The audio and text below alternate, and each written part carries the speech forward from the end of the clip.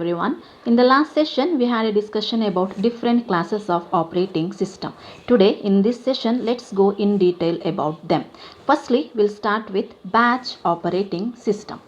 When we had discussed about the different classes of operating system, the first kind we had a discussion was batch processing system. So this batch processing system was developed to eliminate the CPU's idle time. So here a batch is defined as the sequence of job, where a job consists of a program. So all the jobs will be executed one after the other.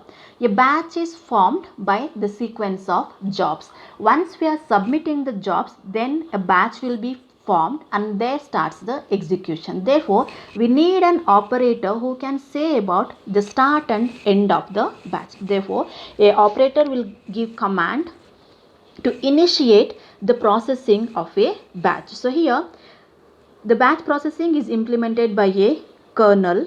You can see here by a kernel, which is also called as the batch monitor. So here the whole memory is divided into two sections. One we have shown as batch monitor and the other was for current job of the batch, nothing but for system area and user area. So the system area is one where all this batch processing is done. So here we need an operator to say about the start and termination of the batch. So once a operator gives a command to start of the batch, means the first job of the batch will be executed. It will start its execution.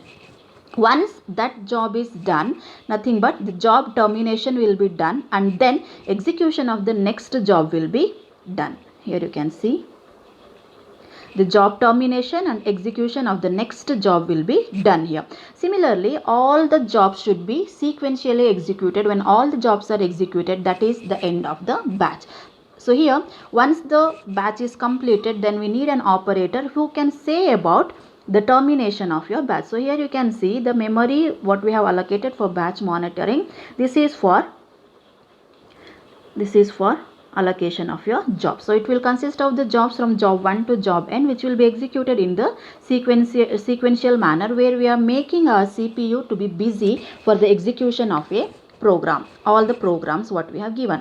So here coming to the user service, the user service of a batch processing system can be quantified by its turnaround time. So we have already said what is turnaround time. It is nothing but the time we need to complete a job or process. In this batch processing system, you can say the time what we have needed to start a batch, right, to start a batch to and end the batch with the printing of the result. So here a batch is formed once we are submitting the job. So therefore at time t0, you can see here at time t0 we are submitting the jobs.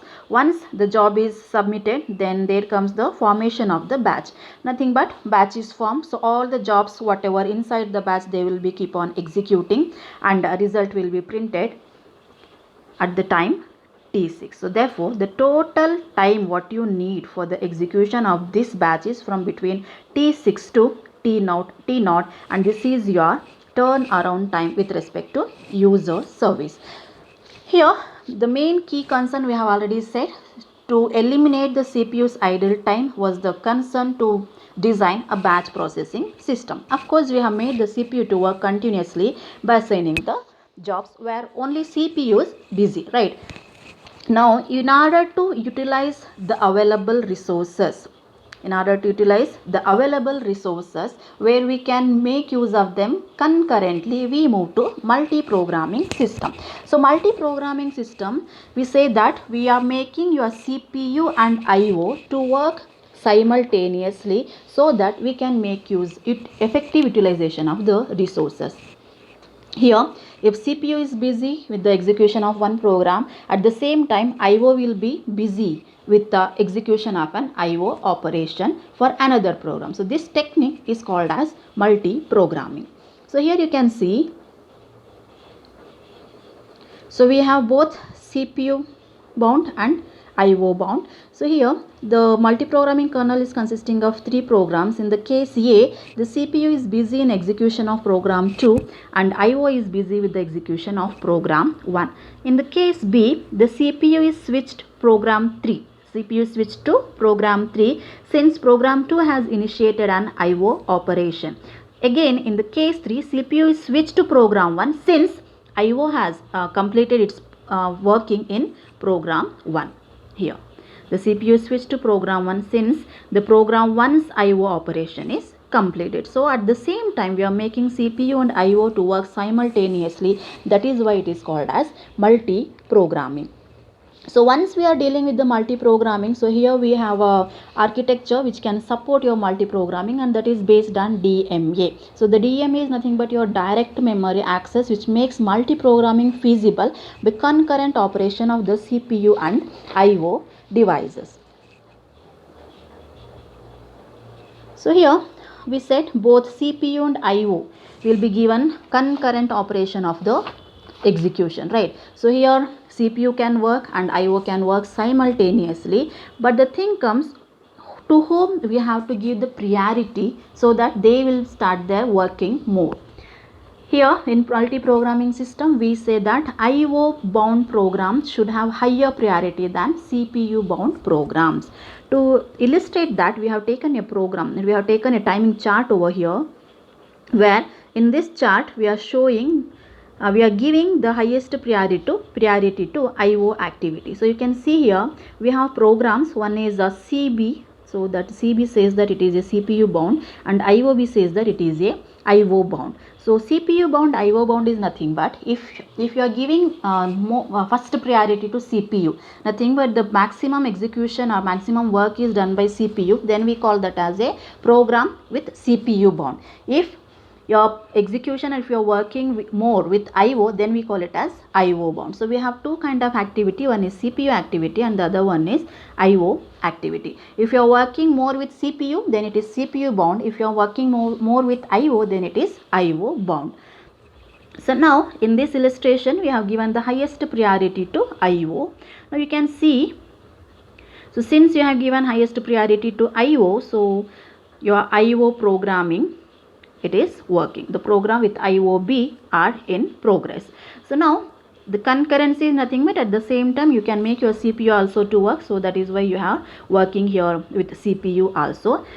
Since the highest priority is given to IO, once the IO operation is done, therefore the next processing or the next resources will be given to IO. Then the program which are there in execution with respect to CPU, they will be preempted. So preempted nothing but you will stop that execution, you will take out that program and you will put it in the queue until that resource become free. Until the resource become free. Since we have given the highest priority to IO, therefore all the time IO will be given more working compared to CPU. Once the program if it is working with respect to CPU, then that program will be preempted and it is put it in the queue until the IO operation is done. So this is well working, where both CPU and IO will be given chance to work continuously or simultaneously, which is not going to happen when we are giving the highest priority to CPU. That is why in multi-programming all the time the IO bound programs will be given highest priority compared to CPU. Next, coming to the user service. So in multi-program system, again the turnaround time is your user service. We can define the user service of a multi-program can be defined by its turnaround time. So this turnaround time depends on the total number of programs in the system, the manner in which the kernel shares the CPU between the programs, and the program's own execution requirements. Based on that, nothing but we will say throughput. So throughput is nothing but we have already discussed output by input, right? So here we have the degree of multi-programming. So the conclusion what we are saying is, as the degree of multi-programming is increasing, your throughput is increasing. Your degree of multi-programming is increasing, therefore throughput is increasing. With this you can make, so when you are giving the simultaneous access to both CPU and IO, we are making the effective utilization of resource, and also we are increasing the throughput that is going to work in multi-programming system.